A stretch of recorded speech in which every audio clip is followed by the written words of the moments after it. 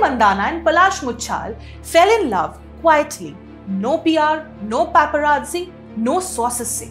Team India girls had already nailed their Sangeet choreography. Then, boom.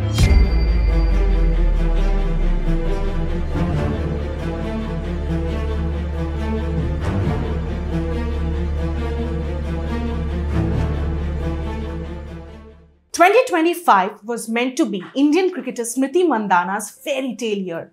World Cup trophy in one hand, a pitch-side proposal in the other, a ring on her finger, haldi photos glowing in yellow, and a November 23rd Sangli wedding that had the entire country refreshing Instagram over and over again.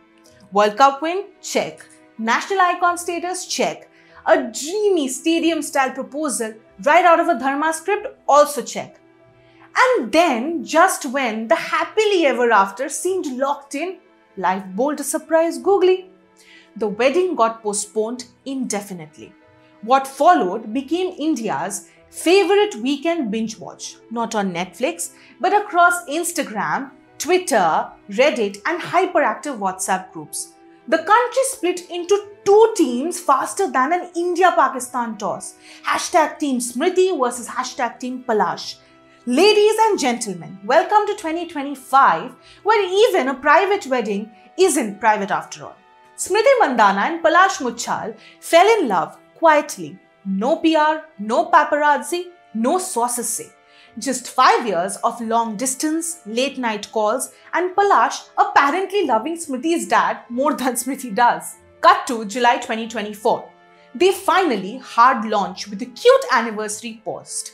India collectively went, "Aw, finally!" Post the World Cup victory, Palash gets her initials and jersey number tattooed. Bro literally proposed at DY Patil Stadium with fairy lights and Ed Sheeran's Perfect blaring in the background. They indeed looked very perfect. Peak romance. We were ready for the Shadi reels, but like they say, Nazar is very real. Fast forward to the wedding of the year. Well, until it wasn't. Everything was set for November 23rd.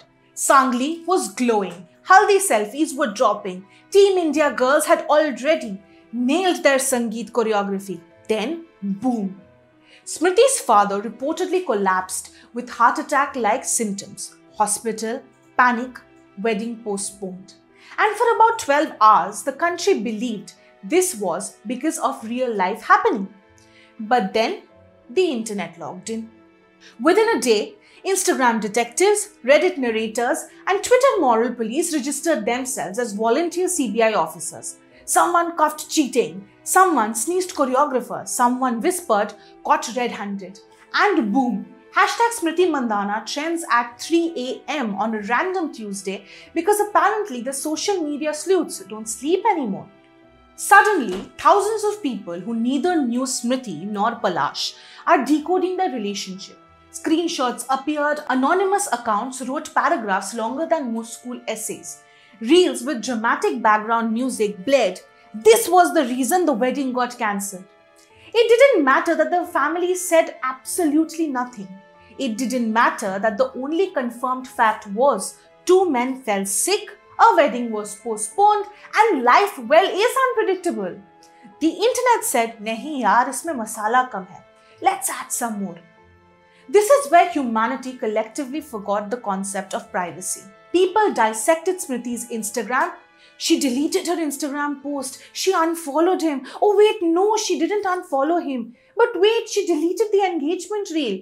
The poor woman didn't even get a second to catch her breath. Meanwhile, Palash, one half of the country was dragging him like a villain from a 2000 serial. The other half decided Smriti must have been the problem because, who knows, the internet said so. Not a single official statement, not a single confirmed detail, but the social media jury? Oh, they went full judge, jury, prosecution, sentencing mode. Where else can someone become guilty, innocent, toxic, saintly, loyal, disloyal, and red flag certified all in the same hour? Within hours, social media platforms had cooked up a full buffet of theories. A mysterious side chick, a PR firm pulling strings, a choreographer denying everything, secret chats, dramatic midnight confrontations, and families at war. what was supposed to be a wedding turned into a full-blown multiverse saga, like Kabhi Khushi Kabhi Gum meets Gone Girl meets Big Boss, and the best part?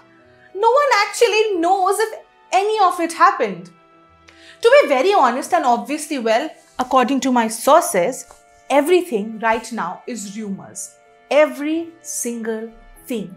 The only confirmed detail from either family is a health emergency.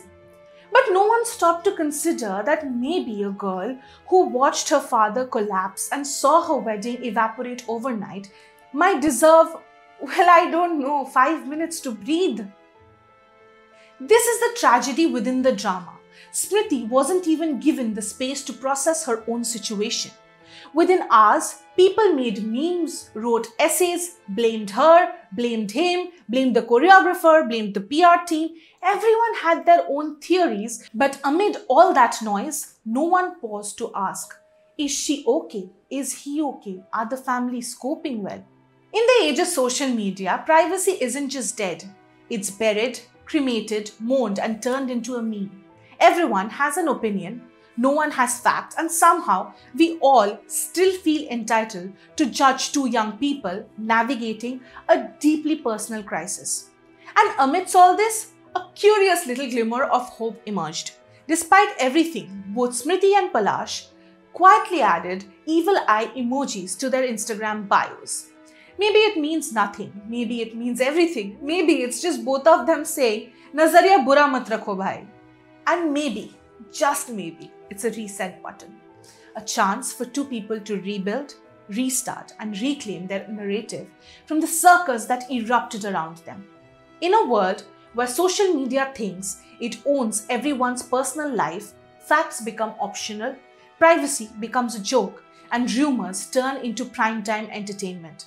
But behind the headlines, hashtags, and viral theories are two human beings who never asked for a national referendum on their relationship.